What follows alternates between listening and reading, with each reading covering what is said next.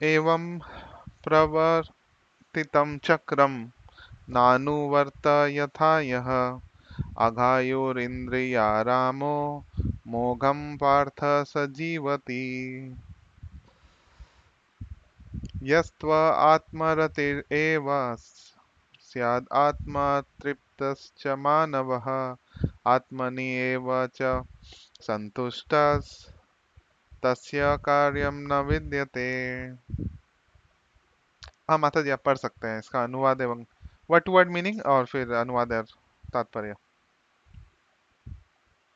एवं इस प्रकार प्रवर्तितम वेदों द्वारा स्थापित चक्रम चक्र न नहीं अनुवर अनुवर्यति ग्रहण करता कि इस जीवन में यह जो अब आयु अपूर्ण जीवन है जिसका इंद्रिय आराम इंद्रिय आराम इंद्रिया आसक्त मोघम वृथा पार्थ हे प्रथा पुत्र अर्जुन स वह जीवित जीवित रहता है। हे प्रिय अर्जुन, जो मनुष्य जीवन में इस प्रकार वेदों द्वारा स्थापित यज्ञ चक्र का पालन नहीं करता वह निश्चय ही पाप में जीवन व्यतीत करता है।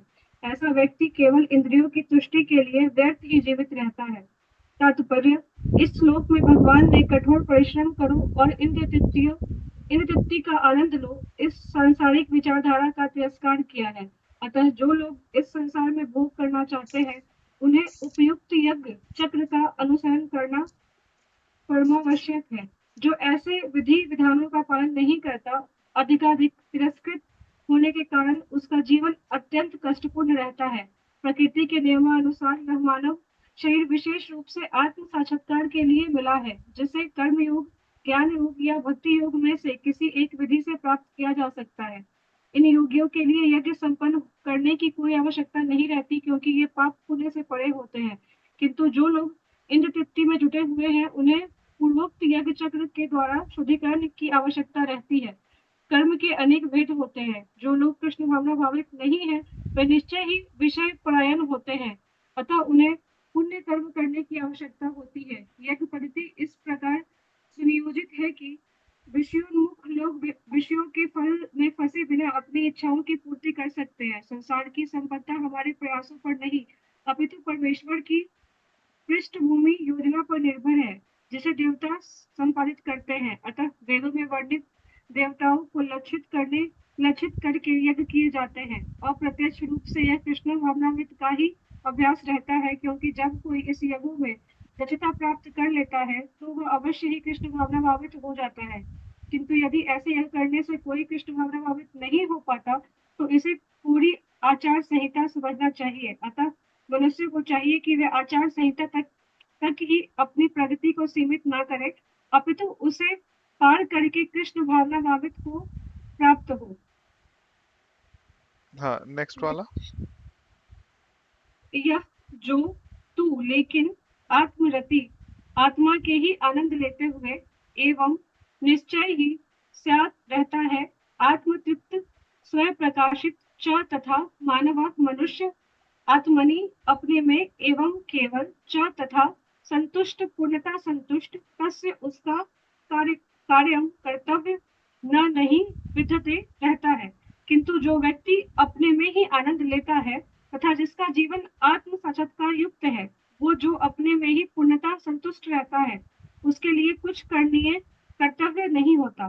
तात्पर्य, जो व्यक्ति पूर्णता कृष्ण भावना भावित है और अपने कृष्ण भावनामृत के कार्यों से पूर्णतः संतुष्ट रहता है उसे कुछ भी नियत कर्म नहीं करना होता। कृष्ण भावना भावित होने के कारण उसमें हृदय का सारा मैल तुरंत धुल जाता है जो हजारों हजार यज्ञों के समान यज्ञों को संपन्न करने पर ही संभव हो पाता है। इस प्रकार चेतना के शुद्ध होने से मनुष्य परमेश्वर के साथ अपने संबंध के प्रति पूर्णतः आश्वस्त हो जाता है। भगवत कृपा से उसका कार्य स्वयं प्रकाशित हो जाता है अतएव वैदिक आदेशों के प्रति उसका कर्तव्य निशेष हो जाता है। ऐसा कृष्ण भावना भावित व्यक्ति कभी भी भौतिक कार्यों में रुचि नहीं लेता और न ही उसे सुरा सुंदरी तथा अन्य प्रलोभनों में कोई आनंद मिलता है। हरे कृष्ण। हरे कृष्ण। ओम अज्ञानतिमिरन्दस्य ज्ञानञ्जनशलाकया चक्षुरुन्मिलितं येन तस्मै श्रीगुरवे नमः। नमः ओं विष्णुपादाय कृष्णप्रेष्ठाय भूतले श्रीमते भक्तिवेदान्तस्वामिनिति नमिने नमस्ते सारस्वते देवे गौरवाणी प्रचारिणे निर्विशेष शून्यवादी पाश्चात्य देश तारिणे। जय श्री कृष्ण चैतन्य प्रभु नित्यानंद श्री अद्वैत गदाधर शिवास आदि गौर भक्त वृंद। हरे कृष्ण कृष्ण कृष्ण हरे हरे, हरे राम राम राम हरे हरे। ओके, सो आज हम लोग तृतीय अध्याय कंटिन्यू करेंगे, 16वां और 17वां नंबर श्लोक। एवं प्रवृत्तिम चक्रम, प्रवृत्तिम चक्रम नानु वर्त यथा यह आघायुरिंद्रियारामो मोघम पार्थ स जीवति। यहाँ पे श्रील प्रभुपाद भगवान ये तात्पर्य में बता रहे हैं, मतलब अनुवाद में बता रहे हैं। कृष्णा यहाँ एक्चुअली अर्जुन से बोल रहे हैं कि इससे पहले उन्होंने बहुत सारे उदाहरण दिए कि यज्ञ क्यों करना चाहिए, यज्ञ का सिस्टम क्या है, कौन से साइंस के थ्रू ये विज्ञान है जो अन्नाद भवन्ति भूतानि, जो अन्न का सृष्टि कैसे हो रहा है, वृष्टि कैसे हो रही है, बारिश कैसे हो रहा है। तो ये सारा पूरा साइंस बताया, और फिर अभी फाइनली एक कंक्लूजन बता रहे हैं कि जो लोग इसको फॉलो नहीं करते, इससे पहले भी बताया, यज्ञ शिष्ट सिनो संत मुच्यन्ते सर्व किल विषय, कि जो लोग यज्ञ में ऑफर किए हुए चीज नहीं लेते हैं, बल्कि अपने इंद्रिय भोग के लिए इस्तेमाल करते हुए कोई भी चीज का एक्सप्लॉयटेशन भोग करना चाहते हैं, तो फिर उनको पाप कर्मों का भागीदार बनना पड़ता है। तो अभी नेक्स्ट बता रहे हैं। फिर अभी देखिएगा, क्लास में भी कोई टीचर कुछ कंक्लूजन्स देते हैं। क्लास में भी अगर आप टीचर्स के साथ रहेंगे तो आप देखिएगा एक टॉपिक एक्सप्लेन करेंगे, और फिर फाइनली ये बोलते हैं कि अच्छा, ये टॉपिक अगर तुम नहीं पढ़ोगे, इस चीज को नहीं समझोगे, तो ऐसा रिजल्ट आएगा। तो भाई वैसा ही कंक्लूजन यहाँ कृष्णा भी बोल रहे हैं कि अगर जो लोग ये यज्ञ का विधि को फॉलो नहीं करेंगे, जो वेदों के अथॉरिटी से, वेदों के मापदंड पे चल के जो लोग इंद्रिय भोग नहीं करते हैं, या फिर प्रसाद के रूप में ग्रहण नहीं करते हैं किसी भी चीज को, तो उनका क्या होता है कि सिंफुल लाइफ, मतलब पाप पूर्ण उनका जीवन बन जाता है। तो और वो लोग किस लिए जीते हैं? सिर्फ अपने इंद्रियों को तृप्त करने के लिए चेष्टा करते रहते हैं। और अतः वो बोल रहे हैं मोघम पार्थ सजीवती, यूजलेस। अब देखिए श्रील प्रभुपाद इसको इंग्लिश अगर ट्रांसलेशन होगा, यहाँ पे क्या लिख रहे हैं? मोघम, वृथा। समझ नहीं आ रहा होगा उतना, वृथा का मतलब क्या होता है ना? जो यहाँ हिंदी ट्रांसलेट किया हुआ है, मोघम का अर्थ देखिए क्या है, वृथा। उतना समझ में नहीं आ रहा है। इंग्लिश ट्रांसलेशन देखिए, उसका अर्थ यूजलेस। सो उनका जीवन क्या है? व्यर्थ है। तो ऐसा क्यों बोल रहे हैं भगवान कि उनका जीवन व्यर्थ क्यों है? कोई आंसर दे सकते हैं कि ऐसा क्यों कंक्लूजन पे आना पड़ा भगवान को? जैसे मनुष्य जीवन दिया गया ही है अ, मस्ती के लिए और सेल्फ रियलाइजेशन के लिए, अगर वही नहीं कर रहे हैं तो फिर वो पूरी लाइफ वेस्ट ही हो गई। हाँ, बट अगर आप जैसे नॉर्मल पब्लिक को ऐसा बोलेंगे, तो फिर वो कन्विंस नहीं हो पाएंगे, है ना? क्योंकि उनको तो भक्ति एज अ रिचुअल लगता है। वो रिचुअल वाला वर्ड भी आएगा नेक्स्ट। वो जो, हाँ, ये इसी इसी में आ रहा है, ये आचार संहिता जो लिख रहे हैं ना श्रील प्रभुपाद, वो आचार संहिता वो रिचुअल ही है, कोड ऑफ कंडक्ट। वहां पे क्या बता रहे प्रभुपाद, देखिए कि अप्रत्यक्ष रूप में यह कृष्ण भावनामृत का ही अभ्यास है, मतलब यज्ञ। ठीक है, क्योंकि जब कोई इन यज्ञों में दक्षता प्राप्त कर लेता है तो वह अवश्य ही कृष्ण भावना भावित हो जाता है। किंतु यदि ऐसा यज्ञ करने से कोई कृष्ण भावनावित भावित नहीं हो पाता है, तो इसे कोरी आचार संहिता समझना चाहिए। इसका इंग्लिश ट्रांसलेशन क्या है? My dear Arjuna, one who does not follow in human life hmm the cycle of sacrifice thus established by the Vedas certainly leads to a life full of sin, ये बता रहे leading हैं कि to the destruction of सिर्फ ये, such a person. हाँ, नियम नियम फॉलो करने वाले लोग जो है, नियमों को फॉलो करना जरूरी है, बिल्कुल जरूरी है।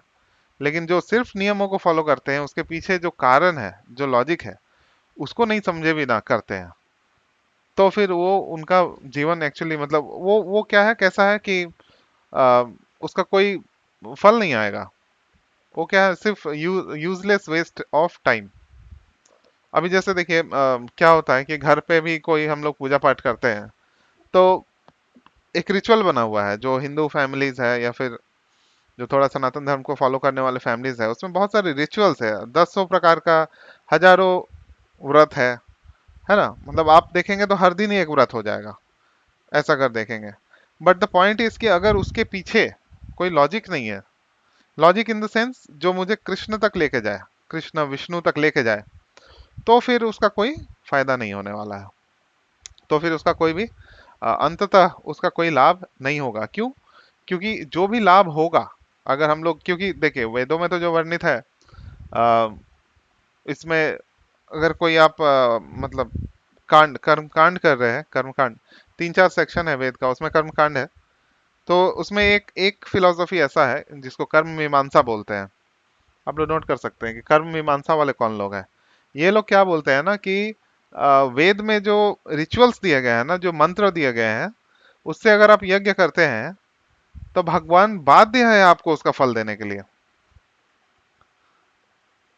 अभी आपको इसमें थोड़ा कॉन्ट्रडिक्शन दिख रहा है कि ये कैसे हो सकता है, कि मतलब अगर आपने रिचुअल्स को फॉलो किया, ठीक है, वेद जो है, वेदों में वर्णित है, उसका मंत्र है, सही से उच्चारण भी किया, हाँ, अग्निहोत्र यज्ञ कोई भी यज्ञ किया, उसके बाद क्या होगा कि हमारा साधारण अंडरस्टैंडिंग क्या है कि भगवान उसको दे भी सकते हैं, उसका फल नहीं भी दे सकते हैं। लेकिन जो कर्म मीमांसा वाले लोग हैं उनका क्या कहना है कि नहीं, क्योंकि ये वेदों में वर्णित है और वैसे रूल्स को फॉलो किया गया है, तो अभी भगवान कुछ नहीं कर सकते, भगवान को देना ही पड़ेगा।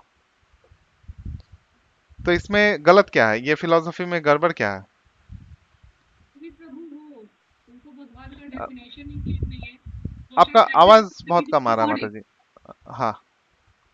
प्रभु शायद वहां पे भगवान के डेफिनेशन में कंफ्यूजन है, और शायद वो ऐसे रेफर करा जा रहा है जैसे फॉर एग्जांपल शिव जी के पास भी कई असुर गए थे, हाँ। उन्होंने एक ट्रेडिशन वे में जो भी किया, मतलब जो भी था उस समय पे कि आप ऐसे ऐसे करोगे सो एंड सो, तो भगवान खुश हो जाएंगे और फिर आप जो मांगोगे वो दे देंगे। हम्म। तो मे भी शायद वो उस चीज को फॉलो करके बोल रहे हैं कि हम सर्टेन वेज को फॉलो करेंगे, उसके बाद हम जो हम्म। भी मांगेंगे उन्हें देना ही पड़ेगा, वो देंगे ही।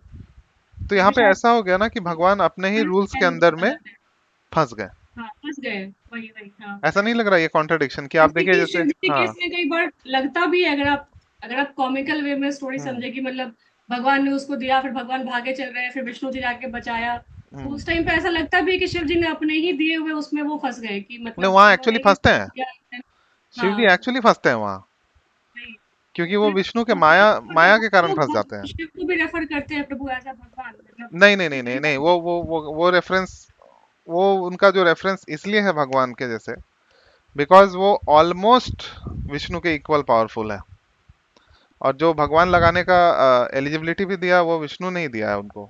तो वो भगवान अलग है, भगवान की वो सेंथ है, भग अर्थक धातु जो होता है संस्कृत में, ये छह क्वालिटीज जिसके अंदर होता है ना, ऐश्वर्यस्य, समग्रस्य, वीर्यस्य, यशस्य, श्रिय, पांच छह क्वालिटीज जो है वो उसको भगवान बोल सकते हैं। या फिर ऐसे किसी को बोल सकते हैं जो पूर्ण पुरुषोत्तम भगवान है, जैसे यहाँ श्री भगवान वाच है तो पूर्ण पुरुषोत्तम भगवान है। लेकिन अगर किसी को कभी भगवान, जैसे भगवान व्यासदेव भी बोला जाता है, इसका मतलब ये है कि वो बहुत पावरफुल है, हमारे कंपैरिजन में वो बहुत ज्यादा पावरफुल है। मतलब एक जो जीव है, एक आत्मा है, उसके कंपैरिजन में उनका पावर कंपेयर ही नहीं किया जा सकता है। जैसे इन्फिनिटी का कंसेप्ट होता है ना, इनफाइनाइट, मतलब वो कंपेयर ही नहीं कर सकते। कोई एक नंबर है 5 और कोई एक नंबर है 5 जिलियन, इतना बड़ा नंबर है, तो वो कितना बड़ा दिख रहा है इसके सामने। तो इसलिए उसको भगवान बोला जाता है उनको। तो एक्चुअली वो सारे भस्मासुर लीला है वहां पे, तो शिव जी फंस जाते हैं एक्चुअली, वो फंस जाते हैं। तो फिर उनको मदद मांगने जाना पड़ता है विष्णु के पास। सो हाँ, मैं जो बोल रहा था कि उनका प्रॉब्लम ये है ना कि कर्म मीमांसा वाले, वो भगवान को अपने ही रूल्स में फंसा देते हैं। ये ऐसा ही हुआ जैसे कि एक मकड़ा जो है वो जाला बुनता है, ठीक है, मकड़ा जाला बनाता है, तो मकड़ा खुद के जाला में फंस जाता है। ऐसा आपने कभी देखा कि मकड़ा खुद के जाला में फंस गया? या फिर कोई ट्रैफिक रूल्स बनाया हुआ है, तो जो पुलिस है, पुलिस आपको पता है ना, पुलिस के लिए कोई ट्रैफिक रूल्स नहीं है, वो सिग्नल तोड़ सकते हैं। पुलिस है, ट्रैफिक पुलिस है, उनको जब मन है सिग्नल को तोड़ के आगे जा सकते हैं। उल्टा जो नॉर्मल लोग हैं वो कभी भी पुलिस को ओवरटेक नहीं कर सकते हैं।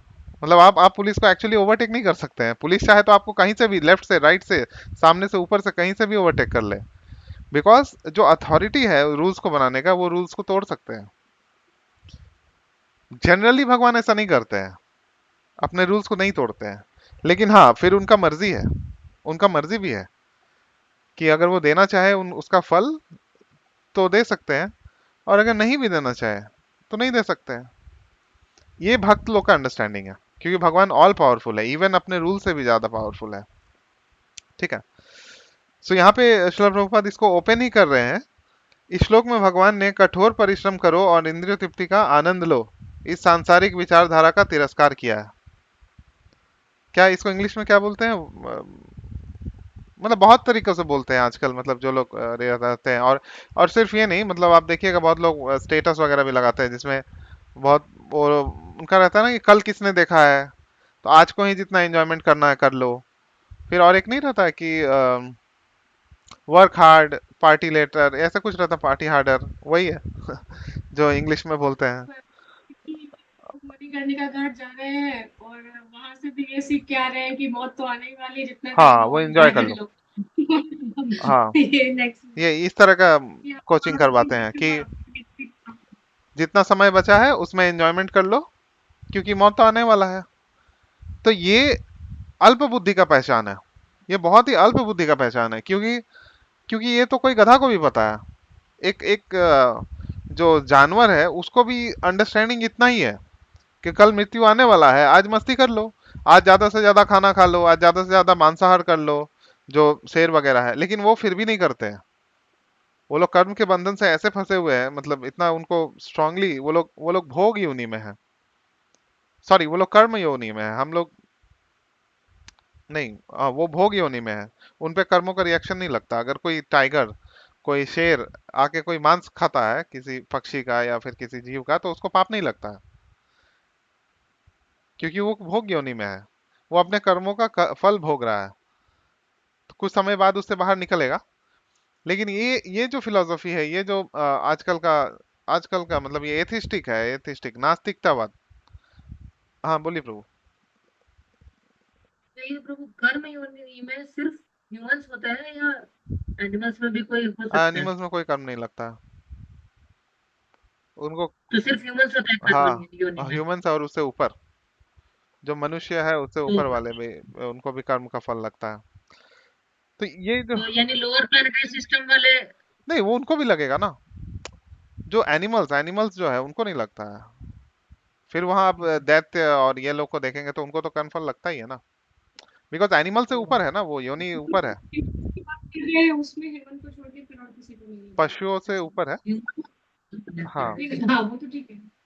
इसमें पृथ्वी पे जो हाँ होते नहीं। हैं कि कितने तरह के जीव जंतु हैं तो उसमें। यहाँ पे श्रील प्रभुपाद बता रहे, करो कठोर परिश्रम करो और इंद्रिय तृप्ति का आनंद लो। ये फिलोसफी में महारत हासिल करने का लोग आजकल प्रयत्न कर रहे हैं। सो आप देखिएगा बहुत सारे लोग जो सो कॉल्ड धार्मिक भी है, धार्मिक भी है, फिर भी वो ऐसा प्रचार करते हैं कि मतलब आप देखिएगा कि मॉडर्न साइंस, मॉडर्न एजुकेशन, सब कुछ लेना चाहिए, क्योंकि मतलब उनका वो फिट नहीं बैठता ना, वो गीता को अपने हिसाब से एडजस्ट करते हैं। जैसे मेरे एक फ्रेंड है, मतलब फ्रेंड नहीं, मेरे से बहुत सीनियर है, 5-6 साल, वो बोलते हैं कि मैं गीता पे ट्रांसलेशन लिखूंगा। तो मैंने बोला किस लिए, तो बोला कि बिजनेस कैसे करते हैं, इसके लिए मैं गीता पे ट्रांसलेशन लिखूंगा। तो मैंने बोला कि पहले गीता पढ़ के समझ तो लो कि उसमें है क्या, उसका मैसेज क्या है, उसके बाद ट्रांसलेशन लिखना। तो नहीं, अपना पॉइंट इसमें डालने का चक्कर है उनका। सो आप अगर उनका ये सारे श्लोक का व्याख्या देखेंगे ऐसे ऐसे गीता का, क्योंकि मैंने कुछ कुछ तो पढ़ा है, उसमें देखिएगा वो फाइनली इन सब चीजों को जस्टिफाई कर देते हैं। कठोर परिश्रम करो और इंद्रिय तृप्ति का आनंद लो, इनको जस्टिफाई कर देते हैं। ये सारी चीजों को कहाँ से करते हैं, गीता से ही जस्टिफाई कर देते हैं। सो इस तरह का जो एथिस्टिक और जो नास्तिकवाद फिलोसफी है, नास्तिकता जो फैलाते हैं, उससे बचना चाहिए। आप देखिएगा श्रील प्रभुपाद का जो प्रणाम मंत्र है, नमो श्रीपाद नमस्ते सारस्वती देवे गौरवाणी प्रचारिणे निर्विशेष शून्यवादी पाश्चात्य देशतारिणे। निर्विशेषवादी जो भगवान को भगवान के फॉर्म को नहीं मानना चाहते हैं, कि भगवान का एक विशेष रूप है, उसको नहीं मानना चाहते हैं। वो क्या बोलते हैं कि भगवान लाइट है।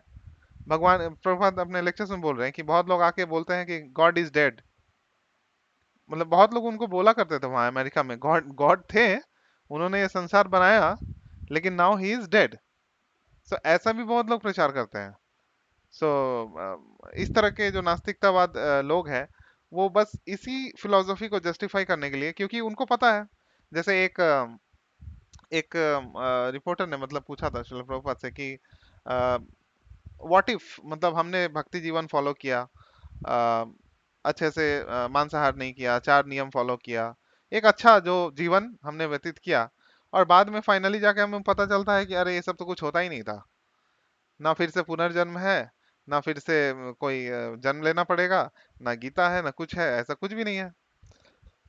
तो शिला प्रभुपाद ने उसका उत्तर यही दिया था कि ठीक है, मान लेते हैं कि ऐसा होता है, लास्ट में हमें जाके पता चलता है कि ठीक है ऐसा कुछ भी नहीं था, तो हमारा कुछ नुकसान नहीं है उसमें, क्योंकि हमने एक अच्छा जीवन व्यतीत किया। लेकिन अगर जो लोग इस फिलोसफी को फॉलो करते हैं कि इंद्र तृप्ति करो, कल किसने देखा है, मौज कर लो, तो इस तरह का जो चाल चलन करते हैं, अगर उनको लास्ट में जाकर पता चलता है कि गीता है, भगवान है, पुनर्जन्म है, कर्म का जो सिद्धांत है वो है, तो फिर उनका क्या होगा, तुम्हारा क्या होगा?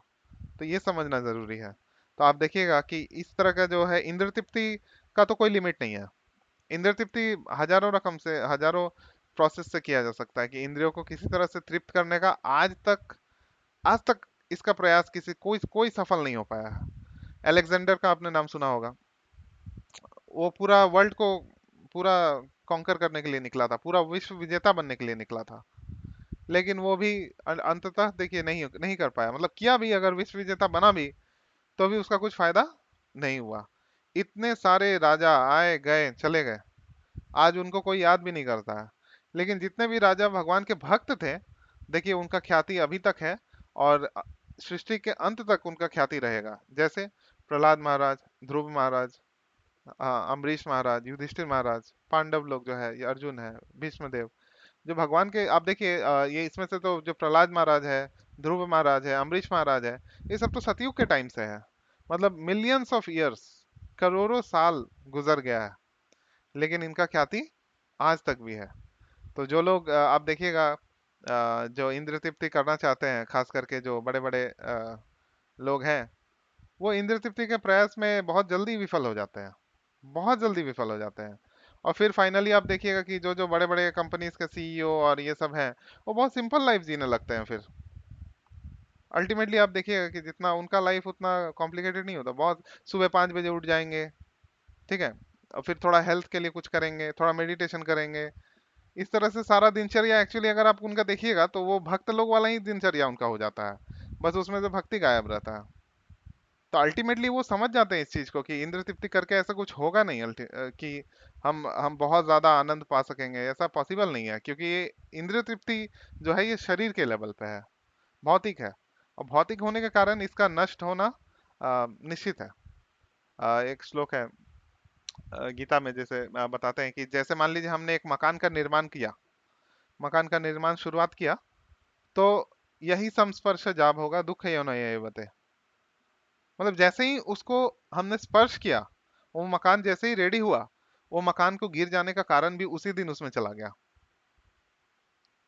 तो ये है भौतिक संसार, ये है भौतिक जगत। हम कितना भी बड़ा ताजमहल और कितना भी बड़ा वो क्या है बुर्ज खलीफा और ये सब बना ले, तो उसको गिरने का कारण ऑलरेडी उसमें जा चुका है, एक दिन वो नष्ट हो जाएगा। यही है भौतिक सृष्टि। इसके उलट आप अगर देखेंगे जो आध्यात्मिक सृष्टि है, इसमें ऐसा नहीं है। क्यों? क्योंकि इसमें भोग करने का हमारा लालसा नहीं है, हम इसको भोग नहीं करना चाहते, भगवान की सेवा में लगाना चाहते हैं। कभी कभी श्रील प्रभुपाद का अगर आप देखिएगा, तो पूरा बिजनेसमैन जैसा लगते हैं। उनका आप देखिएगा, जैसे बहुत बड़े बड़े टेंपल प्रेसिडेंट्स उनके आके मिलते थे, तो वो डायरेक्ट बोलते थे कितना पैसा कलेक्शन हुआ बताओ, ऐसे बात करते थे सीधा। तो किसी को लगेगा कि अरे यार ये कैसा इंसान है, सिर्फ पैसा मांग रहा है यहाँ।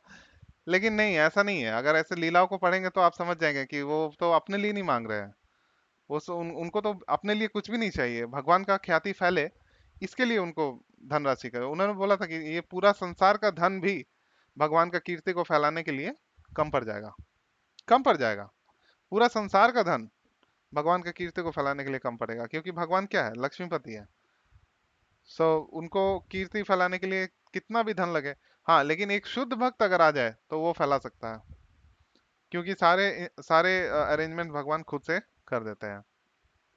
तो ये जो इंद्रिय तृप्ति है अल्टीमेटली, अगर आप देखिएगा ध्यान से कि इंद्रिय तृप्ति करने का जो इच्छा है, ये कहाँ से शुरू होता है? अलग अलग जो हमारे इंद्रिय है, जैसे क्या है, कर्म इंद्रिय है, और क्या है, ज्ञान इंद्रिय है, पांच ज्ञान इंद्रिय, पांच कर्म इंद्रिय, फिर जनन इंद्रिय है। तो आप इसमें देखिएगा, और इंद्रिय तृप्ति का भी जो सबसे ऊपर जो स्थान है वो क्या है? यौन सुख। यहाँ आप देखिएगा, जितना भी बड़ा कोई भी इंसान हो, मतलब मटेरियली, भौतिक रूप से, वो अल्टीमेटली उसको तो इस सुख के लेवल पे ही जाना, उसको जाना चाहता है। लेकिन वहां जाने के बाद भी वो रियलाइज करता है, मतलब रियलाइज कुछ लोग कर पाते हैं, कुछ लोग तो ये भी नहीं कर पाते हैं कि ये जो इंद्रिय तृप्ति करने का तरीका है वो उनको ज्यादा सुख नहीं दे सकता है। सो अल्टीमेटली क्या होता है कि इंद्रिय तृप्ति करके आनंद तो लेते रहते हैं, लेकिन फिर मृत्यु के पहले एक स्टेज आता है, उसको क्या बोलते हैं, कोई बता सकते हैं क्या? जन्म मृत्यु जरा व्याधि, जरा, बुढ़ापा। तभी प्रभुपाद बोलते हैं कि जो लोग जितना इंद्रिय तृप्ति करते हैं अपने युवावस्था में, तो बुढ़ापा उनका उतना ही कष्टदायक होता है, और भी कष्ट मिलता है उनको बुढ़ापा में। जितना भी हमने इस शरीर को भोग के लिए इस्तेमाल किया है, सेवा के लिए नहीं किया है, तो हमारा बुढ़ापा उतना ही कष्टदायक होगा। अब देख भी सकते हैं कि जितने लोग भी ज्यादा से ज्यादा भोग करने का प्रयास करते हैं, आप अपने सामने भी देख सकते हैं, उनके जीवन में कुछ भी रस बाकी नहीं रह जाता है। उनका जो अंत समय होता है, जो बुढ़ापे का समय होता है, वो बहुत नीरस हो जाता है। क्यों? क्योंकि उसमें भगवान का नाम नहीं है, भगवान का नाम नहीं है, भगवान की लीलाएं नहीं है, भगवान के बारे में चर्चा नहीं है। जब भागवतम में बोलते हैं कि दो प्रकार के लोग होते हैं, एक होते हैं हंस, हंस के समान, और एक होते हैं कौवा के समान। तो कोई बता सकते हैं किसको किसके बारे में बोला गया है? हंस कौन है और कौवा कौन है?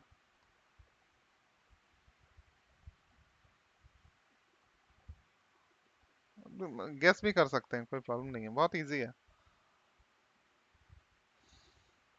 पहले के क्लासेस कोई अटेंड किए होंगे तो याद होना चाहिए।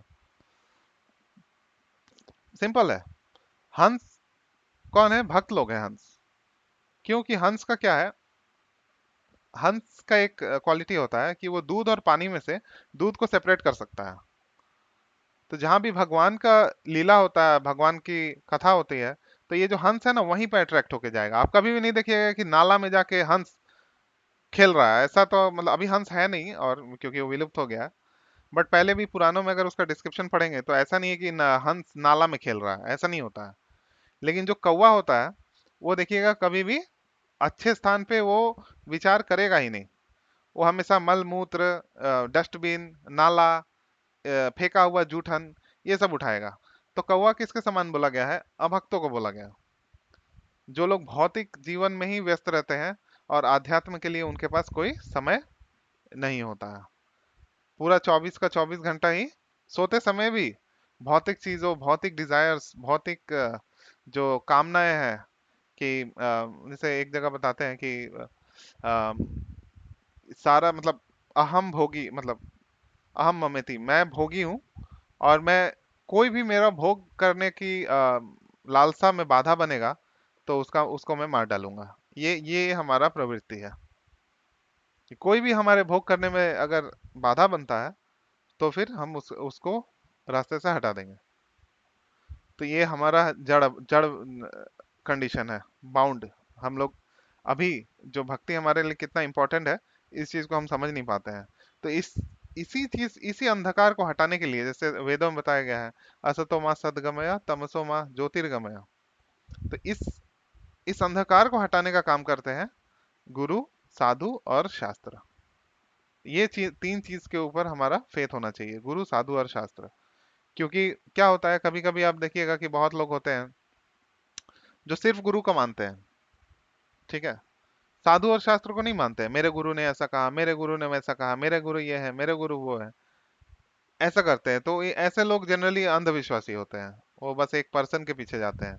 कुछ लोग होते हैं क्या, कि जो लोग सिर्फ शास्त्र को मानते हैं, सिर्फ शास्त्र शास्त्र उठाए कोई भी एक तरह का, और उसमें से बोले ये है, तो उसमें वो नहीं देखते कि किसका इंटरप्रिटेशन है, वो क्या होता है ना, फिर अपने मनोधर्म के हिसाब से शास्त्र को इंटरप्रेट कर रहे हैं।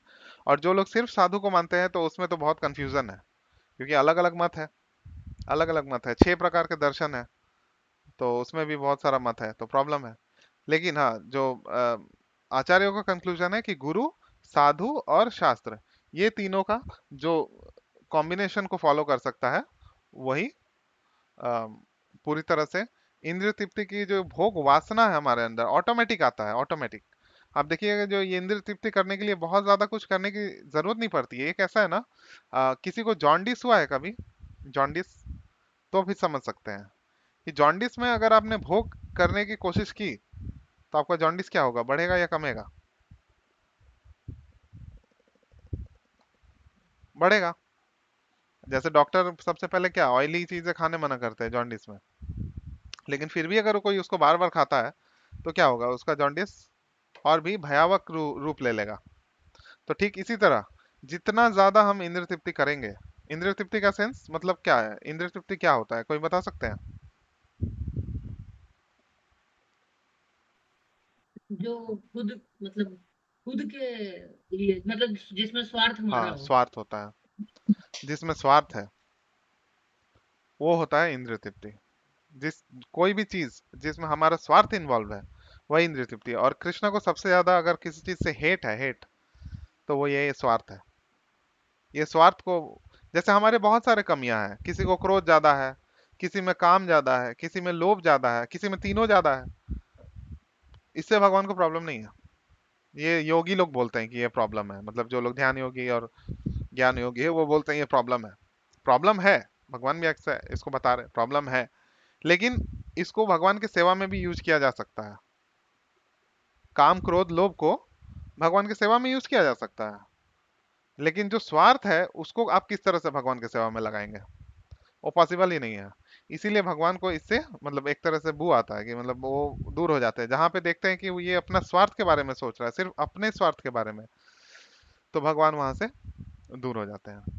तो ये श्लोक में इसके बारे में ही बता रहे हैं श्रील प्रभुपाद कि ये कंक्लूजन है कि भगवान का बनाया हुआ जो सिस्टम है, जो व्यवस्था है भगवान ने बनाया है, अगर इसको फॉलो नहीं करेंगे और यज्ञ का जो प्रोसेस है उसको फॉलो नहीं करेंगे, तो फिर हमें इस तरह की फिलोसफी को फॉलो करने का अंत क्या होता है कि पाप में जीवन में व्यतीत करेंगे।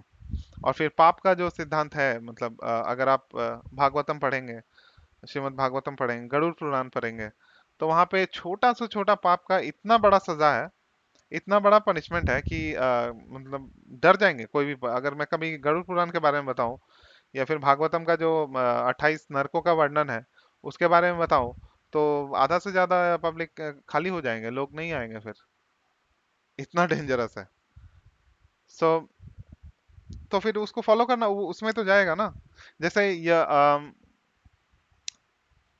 और ये पाप पुण्य का फैसला कौन करते हैं, यमराज। तो यमराज का और एक नाम है धर्मराज। अब देखिएगा भागवतम में भी जहां जहां उनका नाम आता है धर्मराज ऐसे आता है, तो यमराज का नाम फिर धर्मराज क्यों पड़ा, कोई भी बता सकते हैं अगर किसी को पता है तो।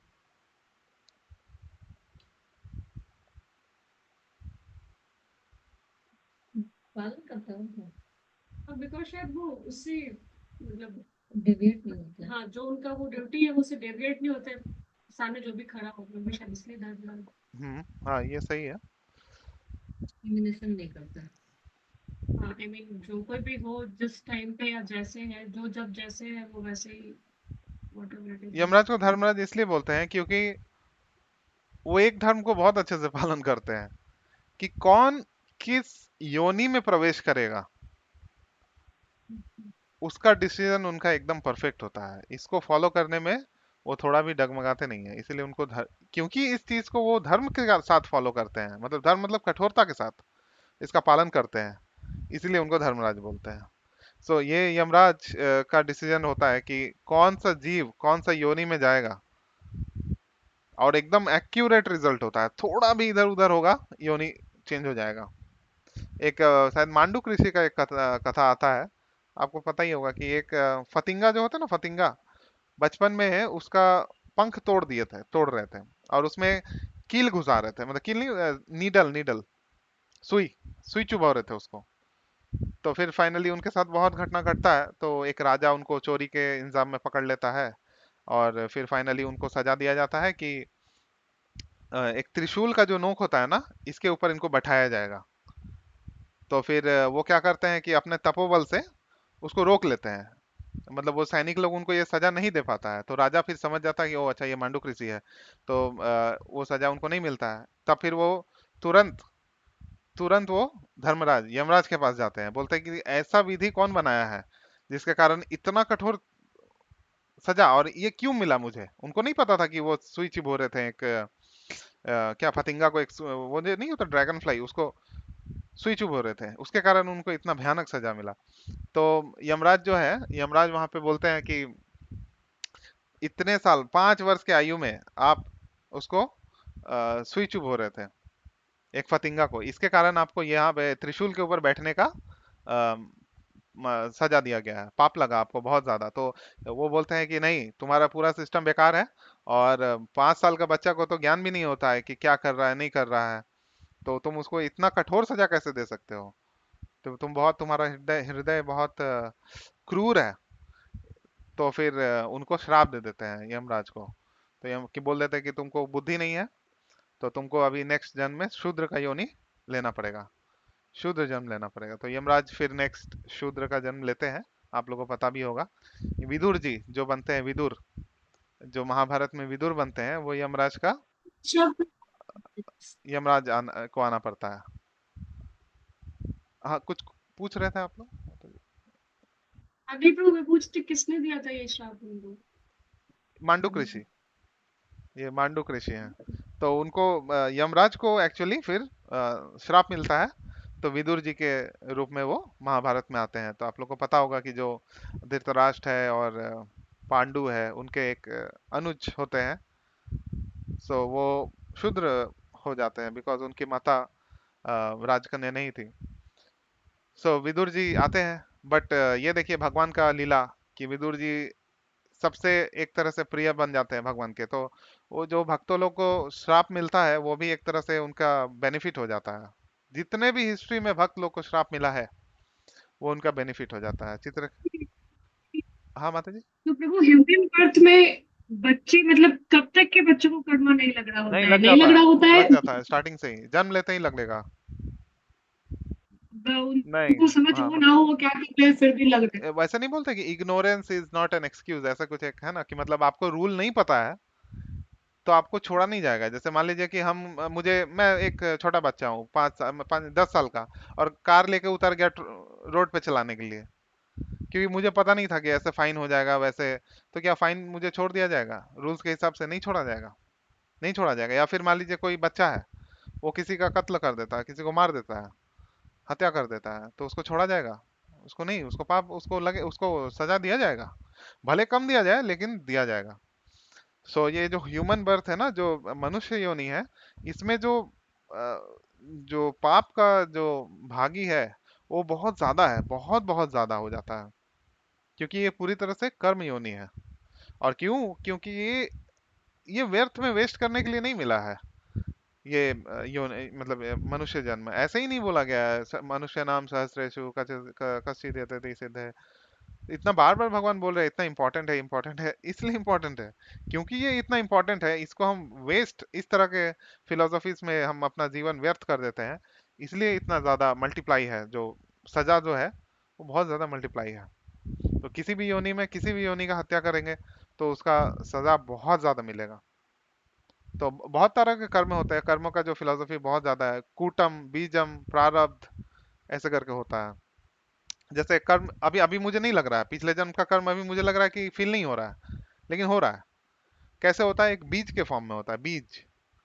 तो क्या है, बीज को जब हमने पौधा मतलब मिट्टी में लगाया, तो इमिडिएटली उसमें से कुछ हरकत नहीं होता है, तो वो जो कर्म है वो बैलेंस में है, वो अभी मुझे नहीं लग रहा है। हाँ, लेकिन कुछ समय के बाद वो क्या बनेगा, कूटम, जब उसमें से थोड़ा सा मतलब स्पुलिंग निकलेगा, एक पौधा जैसा निकलेगा, तो मुझे वो कर्म का फील होगा। जब वो पूरा बड़ा पौधा बन जाएगा तो मेरा दुर्गति हो जाएगा।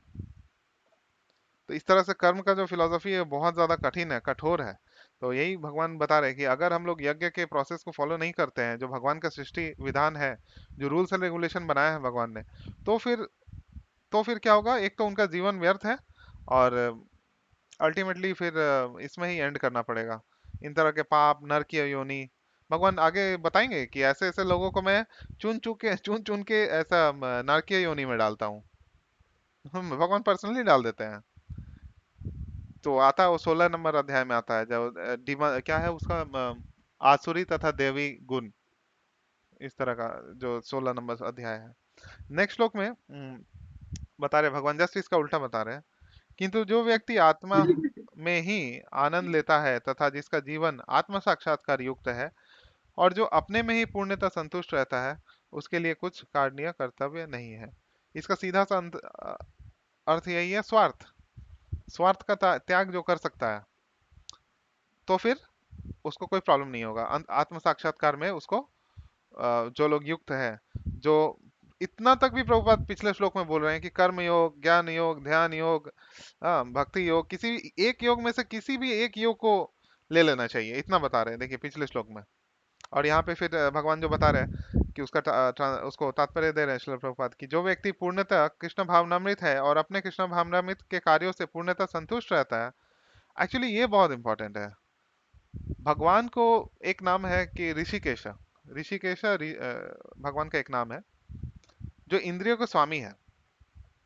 तो जब हम ऋषिकेश की सेवा करते हैं, तो हमारे इंद्रिय भी ऑटोमेटिकली तृप्त होना स्टार्ट हो जाते हैं। आप देखिएगा कि भक्ति जीवन से पहले अगर अपने जीवन काल को कंपेयर करें, जो लोग भी 16 राउंड्स और फॉलो कर रहे हैं, 4 नियम, इस तरह से आप अगर फॉलो कर रहे हैं, तो आप देखिएगा कि आपके अंदर जो ये फालतू के कामना वासना है वो कम होने लगते हैं। एक्चुअली में वो कम होते हैं, हमें लगता है हम बढ़ रहे हैं क्योंकि खुद को जज कर रहे हैं हम, तो वो कम होना स्टार्ट हो जाते हैं। कैसे? क्योंकि भगवान का सेवा स्टार्ट कर दिया। जो आत्म साक्षात्कार का जो ये प्रोसेस है, इसमें ही बहुत सारा प्रोसेस है, लेकिन जो भगवान का सेवा है, उससे क्या होता है, भगवान का हमें कृपा मिलता है, भगवान और भक्तों का कृपा मिलता है। इससे हमारे जो इंद्रिय है वो संतुष्ट हो जाता है। और सबसे मेन इंपॉर्टेंट बात है कि ये सारे फालतू के कामों के लिए मतलब हमारे पास टाइम ही नहीं होता है। ये भी एक टेक्निक है भगवान का। सो कृष्ण भावना भावित होने के कारण उसके हृदय का सारा मैल तुरंत धुल जाता है। चेतो दर्पण मार्जनम, जो चैतन्य शिक्षामृत है, शिक्षाष्टकम है, उसमें क्या है, स्टार्ट ऐसे ही होता है, चेतो दर्पण मार्जनम। पहला कार्य क्या है, अपने हृदय को शुद्ध करना। हृदय में से जितना भी ये कामना वासना है, ये फालतू के अनर्थ है, उसको हटाना, जो हजारों हजारों यज्ञों को संपन्न करने पर भी संभव हो पाता है। इस प्रकार चेतना के शुद्ध होने से मनुष्य परमेश्वर के साथ अपने संबंध के प्रति पूर्णतः आश्वस्त हो जाता है। जैसे शास्त्रों में बताया गया है, 3 प्रकार के भक्त होते हैं। एक भक्त कैसे होते हैं, जो मतलब ये तो बहुत ही नेगेटिव टाइप के भक्त होते हैं कि खुद भी सही से भक्ति नहीं करेंगे, दूसरों को भी नहीं करने देंगे, और दूसरे अगर अच्छे से करेंगे तो उनका टांग खींचेंगे। इस तरह के लोग होते हैं, बहुत ज्यादा है। कोई भी इंस्टीट्यूशन में जाइए, कोई भी परफेक्ट नहीं है, ऐसा होगा ही। सेकंड कैटेगरी क्या है, जो कुछ लोग रहते हैं वो सोचते हैं ठीक है, समय के साथ हम लोग धीरे धीरे करके हम भक्ति में आगे बढ़ेंगे। और तीसरे एक कैटेगरी है जो भागवतम में बताया गया है कि वो लोग अंधे के तरह दौड़ रहे हैं, अंधे के तरह दौड़ रहे हैं भक्ति में। तो आप बताइए कि तीनों में से अच्छा कौन है, सर्वश्रेष्ठ कौन है? तीसरा वाला। कैसे? क्योंकि वो तो अंधे की तरह दौड़ रहे हैं। अगर अगर गीता के हिसाब से दौड़ रहे मतलब मैं हैं। अपने मतलब जो भी मुझे समझ में आ रहा है उससे कहूँ तो कृष्णा भी ऐसा नहीं कहते कि ब्लाइंडली करना है। कृष्णा ये कहते हैं कि अपने इंटेलिजेंस को यूज करो और समझो एंड देन हाँ, लेकिन ये आप फॉलो कर जो सकते भागवत का ये जो मैं बता रहा हूँ ना श्लोक, यहाँ पे बोला गया है जो लोग अंधे की तरह दौड़ रहे हैं भक्ति में, तो इसको हो। समझना पड़ेगा। यहीं हाँ पे रोल तो होता मेरा है केस गुरु का, मतलब वही वही इसका एक्सप्लेनेशन ऐसा ऐसे है, वो अंधे एक्चुअली अंधे है नहीं। हाँ, वो तो राइट है, उनको, वो समझ चुके होंगे इसलिए अंधे हाँ, की तरह दौड़ रहे हैं। उनको प्रोसेस के ऊपर इतना भरोसा है कि उनको जरूरत नहीं है आँख खुला रखने का। समझे? अगर कोई व्यक्ति है उसको रास्ता बहुत अच्छे से पता है, तो वो गूगल मैप्स खोलेगा? नहीं खोलेगा, है ना? आपको मान लीजिए आपके घर में रेलवे स्टेशन है, वहां से घर जाना है, तो आपके मैप्स देख के जाएंगे? नहीं जाएंगे। आपको रास्ता पता है, और आपको कॉन्फिडेंस है कि ये रास्ता मतलब 100% आपके घर जाएगा ही जाएगा, है ना। तो ऐसे लोगों को बताया गया है जो बहुत तीव्रता से दौड़ रहे हैं, क्योंकि उनको गुरु साधु और शास्त्र का ये जो दिव्य जो गिफ्ट है, उपहार है, वो मिल चुका है। और उनको पूरी तरह से भरोसा है। कैसे भरोसा है? फिर क्वेश्चन आएगा, कैसे भरोसा है? गुरु साधु और शास्त्र के ऊपर इतना ज्यादा भरोसा कैसे कर सकता है कोई? सिंपल है। अब प्रीवियस जो आचार्य हैं, प्रीवियस जो सेंट्स हैं, उनका लाइफ पढ़िए, उनके बारे में पढ़िए, तब फिर समझ में आएगा कितना उनको विश्वास है भक्ति के प्रोसेस के ऊपर। जितने भी बड़े बड़े महान महान संत आए हैं, उनको उनके लाइफ को पढ़ेंगे तो फिर क्लियर हो जाएगा कि उनको जरूरत नहीं है बार बार। हाँ बोलिए प्रभु। हाँ प्रभु, बट एक केस ये भी रहता है कि कई बार सपोज कुछ बहुत भोले सिंपल लोग भी होते हैं, जिनको अगर आपने कन्विंस किया कि हाँ ये भगवान है, 16 आउट करना है, ये सारी चीजें बोल दी, वो करे जा रहे हैं, बट उन्हें एक्चुअल में फिलोसफी और वो उस मतलब उन्हें समझने की कोशिश ही नहीं की या समझा ही नहीं। जस्ट जो किसी ने प्रीच किया और बोला कि करना है तो वो करे जा रहे हैं, मतलब मेथड्स को तो वो सारी चीजें कर रहे हैं, बट नॉलेज या नहीं, कैसे बताऊं नॉलेज मतलब एक्चुअली ये जरूरत नहीं है। समझ नहीं रहे कि हम एग्जैक्टली क्यों कर रहे हैं, क्या कर हाँ, रहे हैं, वो शायद हाँ, ये वो डीप लेवल पर नहीं समझ रहे, बट वो जस्ट फॉर प्रोसेस कर रहे हैं। एक्चुअली कन्विक्शन देखना पड़ेगा। कन्विक्शन मतलब उनका लेवल हम नॉलेज से मेजर नहीं कर पाएंगे, क्योंकि बहुत सारे भक्त होते हैं जो इलिटरेट होते हैं, जिनको पढ़ना नहीं आता है। जैसे भक्तिसिद्धांत सरस्वती ठाकुर के मतलब वहाँ मंदिर मठ में एक गार्डनर था, गार्डनर माली। वो क्या करता था ना, वो घास काटता था, पेड़ वगैरह इधर उधर थोड़ा ये करता था। तो भक्तिसिद्धांत सरस्वती मतलब ठाकुर उन्होंने ने थिंक पर्सनली बहुत से बोला था करा कि तो फिर ये जो है, ये इंसान भगवत धाम वापस जाएगा। क्यों? क्योंकि उसका कन्विक्शन था। कन्विक्शन, मनोधर्म। तो ये सारा जो हम नॉलेज एक्वायर भी कर रहे हैं, अल्टीमेटली इसका मूल यही है कि हम समझ जाएं कि जो हमारा प्रोसेस है हरे कृष्णा महामंत्र का चैंटिंग, वो अल्टीमेट प्रोसेस है। उसके पावर को समझाने के लिए इतना क्लास और इतना ये फिर पीछे लगना और सब ये सब करना पड़ता है। अदरवाइज अगर किसी को क्लियर है कि हरे कृष्णा महामंत्र से मेरा उद्धार हो सकता है, और वो पूरी तरह से भगवान के नाम जप, भगवान का सेवा कर रहा है, उसको भले ही नॉलेज नहीं है, उसको बोलेंगे क्लास लो तो नहीं क्लास ले पाएगा। लेकिन हाँ, उनको बोलेंगे कि 50 भक्त का सेवा करना है, 100 भक्त का सेवा करना है, भगवान का सेवा करना है, वो बिल्कुल करेगा। तो इस प्रकार से भी लोग हैं। हाँ, लेकिन कुछ लोग हैं जो जुड़ तो जाते हैं इंस्टीट्यूशन में, लेकिन फिर वो क्योंकि उनको फिलोसफी नहीं पता है, तो फिर वो सारा प्रोसेस तो फॉलो करते हैं, लेकिन फिर बाद में वही कैटेगरी का बन जाता है जो मैंने बताया ना, कि खुद भी ठीक से नहीं करेंगे, दूसरों को भी ठीक से नहीं करने देंगे। उस तरह के मतलब कैटेगरी में चले जाएंगे, निंदा करना शुरू कर देते हैं। अल्टीमेटली अगर आपको फिलोसफी सही से नहीं पता है तो ये होने का चांस बहुत ज्यादा है। लेकिन अगर कोई बहुत सिंपल है, मतलब मैंने देखा है लिटरली बहुत लोग, बहुत सिंपल भक्त हैं जिनको मतलब जिनका बहुत बड़ा एस्पिरेशंस नहीं है, छोटा छोटा चीज सेवा करते हैं, उनका नाम भी नहीं आता है कभी सामने। हाँ, लेकिन मतलब उनको कोई जानता भी नहीं है, लेकिन सेवा इतना बड़ा कर देते हैं कि और कभी सामने नहीं आते हैं, तो वो ज्यादा हम्बल है कृष्णा के नजर में, वो सेवा ज्यादा हम्बल होता है, जिसके लिए प्रेज नहीं किया जाए। ठीक है। सो भगवत कृपा से उसका कार्य स्वयं प्रकाशित हो जाता है, अतः एवं वैदिक आदेशों के प्रति उसका कर्तव्य निःशेष हो जाता है। ऐसे कृष्ण भावनावित भावित व्यक्ति कभी भी भौतिक कार्यों में रुचि नहीं लेते, और ना ही उसे सुरा सुंदर सुंदरी तथा अन्य प्रलोभनों में कोई आनंद मिलता है। तो ये टेक्निक है। सारे लोग यहाँ भक्ति जीवन में कर रहे हैं, गृहस्थ भक्त है, तो उनका टेक्निक यही है। भौतिक कार्य तो करते हैं, लेकिन उसमें बहुत ज्यादा रुचि नहीं रहता है। करते हैं जस्ट लाइक अ ड्यूटी। अब उसमें ही घुस जाना है पूरी तरह से, तो फिर वो भक्ति जीवन उनका टिक नहीं पाएगा ज्यादा दिन तक। तो यहाँ बोलकर एंड करेंगे, और लास्ट में बता रहे हैं उसे सुरा, सुरा मतलब क्या है? यश है, यश मतलब कीर्ति, गाना, सुंदरी तथा अन्य प्रलोभनों में कोई आनंद नहीं मिलता। तो ये भक्त का लक्षण है, अंदर से पूरी तरह से। जैसे रघुनाथ दास गोस्वामी का कभी मैं बताऊंगा आपको स्टोरी। जो 6 गोस्वामी है ना, उनमें से एक है रघुनाथ दास गोस्वामी। उनका घर कलकत्ता से पहले जो बैंडल स्टेशन है, उससे पहले एक सप्तग्राम, आदि सप्तग्राम नाम का एक स्टेशन आता है, वहां पे उनका घर था। तो रघुनाथ दास गोस्वामी का। सो बहुत ही महान आचार्य हैं। और उनका फैमिली बैकग्राउंड तो बहुत बड़ा था, जमींदार थे उनके पिता, हिरण्य मजूमदार। सो उनको बार बार मतलब ये ऐसे व्यक्ति थे जिनका मतलब जिनको अगर 7 पीढ़ी भी अगर कुछ नहीं करना पड़े ना तो वो घर पे बैठ के खा सकते थे। ऐसा मतलब उनका यश था उनके परिवार का। फिर भी वो चैतन्य महाप्रभु से मिलने के लिए बहुत लालायित रहते थे। तो एक बार वो फाइनली मिले चैतन्य महाप्रभु से, नित्यानंद प्रभु के कृपा से तो मिले। तो उसके बाद फिर चैतन्य महाप्रभु ने उनको बोला ठीक है तुम घर जाओ। तब तक उनका विवाह हो गया था। एक्चुअली वो बहुत बार घर से भागने का चेष्टा किए थे लेकिन उनका विवाह हो गया था। तो उसके बाद फिर वो घर आते हैं चैतन्य महाप्रभु, फिर उनको एक चीज सिखाते हैं, टेक्निक, युक्त वैराग्य। वैराग्य तो सब लोग जानते हैं, लेकिन युक्त वैराग्य का टेक्निक सिखाते हैं कि किसी भी चीज को भगवान की सेवा में लगा सकते हैं।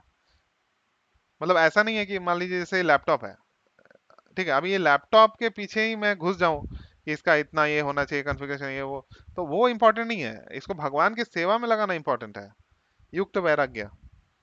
तो ये टेक्निक सिखाते हैं चैतन्य महाप्रभु रघुनाथ दास गोस्वामी को। तो घर जब आते हैं तो पहले तो इधर भाग जाते थे उधर भाग जाते थे, उनके पापा को सोल्जर्स भेजना पड़ता था पकड़ के लाने के लिए वापस। लेकिन तब तो उनका विवाह हो चुका था। तो उसके बाद फिर वो ऐसा गृहस्थ बन के दिखाते हैं कि मतलब सारे लोग उनको देख के अचंभित हो जाते हैं कि इसको क्या हुआ। वो लोग सोचे थे कि चैतन्य महाप्रभु से मिल लेंगे तो वो घर कभी नहीं आएगा वापस। लेकिन जब आते हैं तो उल्टा होता है, वो पूरा बाहर से देख के लग रहा है ये तो कोई कर्मी इंसान है, मतलब ये पूरा मेटेरियलिस्टिक बन गया है।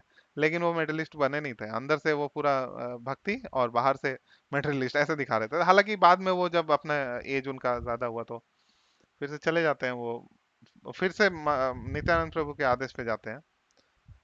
सो ये एक स्टोरी था। बट एनीवेज, आप लोग का अगर कोई क्वेश्चन है कोई प्रश्न है, और गीता में मतलब आशा करता हूँ कि आप लोग भी गीता पढ़ रहे हैं और हर क्लास के बाद एटलीस्ट वो श्लोक का रीडिंग लगाइए तो चीज़ ज़्यादा क्लियर होंगी। कोई प्रश्न है क्या? धर्म से रिलेटेड एक क्वेश्चन है कि अ, जैसे जब बच्चा छोटा होता है तो एकादशी का भी पता नहीं होता है हाँ और वो अन्न भी खा हाँ रहा हाँ हाँ। होता है और बहुत सारी चीजें, तो हाँ उसमें तो भी फिर उनका पेरेंट्स को लगेगा ना उसका कर्म। वो ट्रेनिंग क्यों नहीं दे रहे हैं?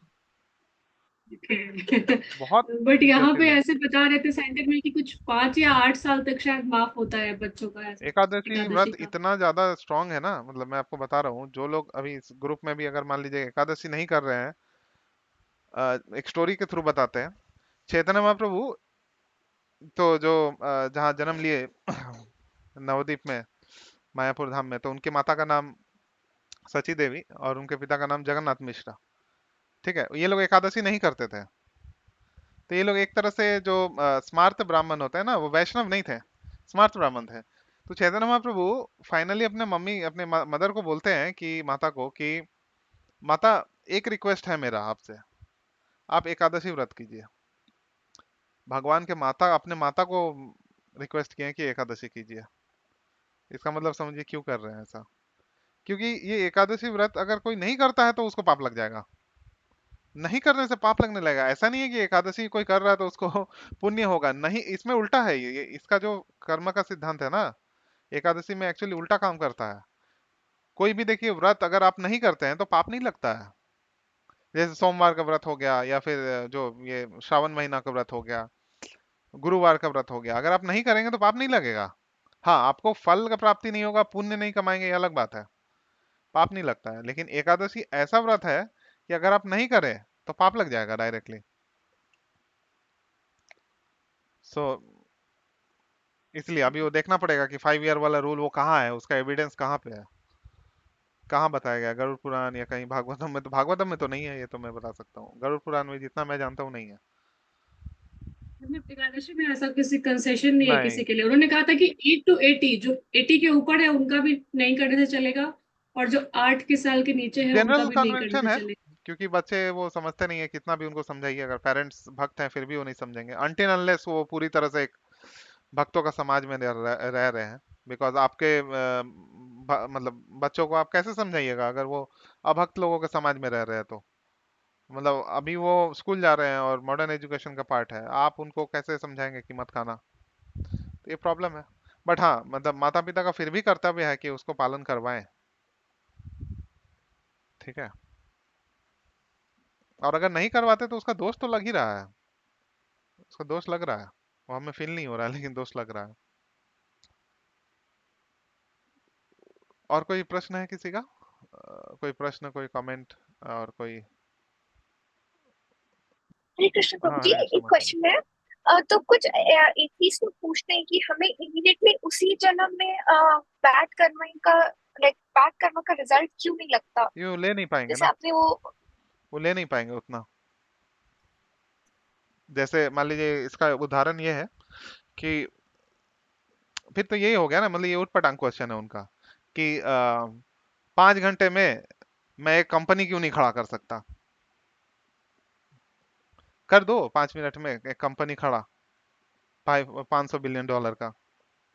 हो नहीं पाएगा ना, बिकॉज इट्स नॉट पॉसिबल कि उतना तो सजा प्रभु जी आपको दिया जाए इतना एक जन्म ज्यादा में। बैड कर्म है। पॉसिबल नहीं है, एक जन्म में देंगे तो वो तो तुरंत मृत्यु हो जाएगा उसका।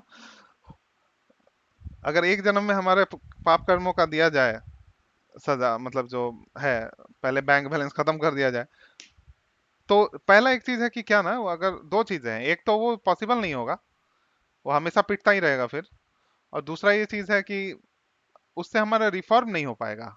ये जो कर्म का जो साइकिल है ना, ये रिफॉर्मेटरी प्रोसेस है कि हम खुद से समझें कि ऐसा क्यों हो रहा है मेरे साथ, और अल्टीमेटली ऐसा क्या करना होगा। भगवान का शरण लेना होगा, भगवान का नाम का शरण लेना होगा। ये पूरा कर्म के पीछे, कर्म का जो सिद्धांत है ना, उसके पीछे ये फीलिंग है कि हम समझ सके कि करना क्या है। ऐसा नहीं कि बस उसको पीट पिटा दिया पूरा और उसको सजा दे दिया और भगवान को बहुत मजा आ रहा है कि उसका पिटाई हो रहा है। ऐसा नहीं है, वो रिफॉर्मेटरी प्रोसेस है। तो जो धीरे धीरे देते हैं ना ट्रीटमेंट, थेरेपी, तो फिर उसको समझ में आता है। एक बार में देंगे तो क्या होगा, मृत्यु हो जाएगा, नरक चला जाएगा, वहां यातना शरीर मिलेगा, पिटाई होगा, खत्म।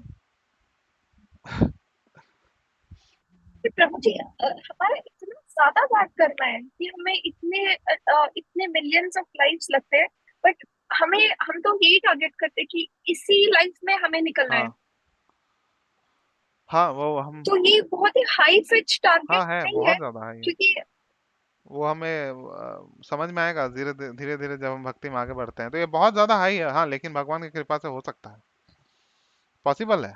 प्रभुपाद ने भी बहुत बार बोला है कि ऐसा हाई आइडियल सेट करो, तभी तो हम एक जन्म नहीं तो दूसरे तीसरे जन्म में तो निकल जाएंगे। प्रभुपाद ने ये भी बोला है कि जो भी डिवोटी यहाँ भक्ति फॉलो कर रहे हैं, चैंटिंग कर रहे हैं, इतना तो गारंटीड है कि वो निकलेंगे, आज नहीं तो कल, नहीं तो परसों, नहीं तो तीसरा, नहीं तो चौथा, पांचवा, हजारवा जन्म में निकलेंगे, लेकिन निकलेंगे। कब निकलेंगे ये पर बताना प्रभु जी मुश्किल है। तब तक पेशेंस रहेगा नहीं रहेगा, हमारे भगवान ऐसा पास? अरेंजमेंट करेंगे, भगवान ऐसा अरेंजमेंट करेंगे, भक्तों का संग देंगे। देखिए अभी आई डोंट थिंक कि मतलब इतना जितने भी लोग हैं, हम लोग कोई भी भगवान के भक्तों का संग हम डिजर्व करते हैं, कोई बोल सकता है ऐसा? नहीं करते हैं। भगवान के भक्तों का संग मिलना, प्योर डिवोटीज का संग मिलना, प्रभुपाद के बुक्स का संग मिलना, आई डोंट थिंक हम डिजर्व करते हैं एक्चुअली, लेकिन फिर भी मिला, ये भगवान की कृपा है। तो इसी प्रकार से अगले जन्मों में भी फिर से भगवान हमें उस प्रोसेस तक लेके आएंगे, फिर से कहीं ना कहीं से कुछ ना कुछ अरेंजमेंट करके भगवान, क्योंकि भगवान ज्यादा इंटरेस्टेड है ये इस चीज में, ये भक्ति का फिलोसफी ये योगी ज्ञानी लोग से अलग है, क्योंकि मैक्सिमम काम तो भगवान कर रहे हैं यहाँ पे, हम नहीं कर रहे हैं। मैक्सिमम जो काम है ना वो भगवान स्वयं कर रहे हैं।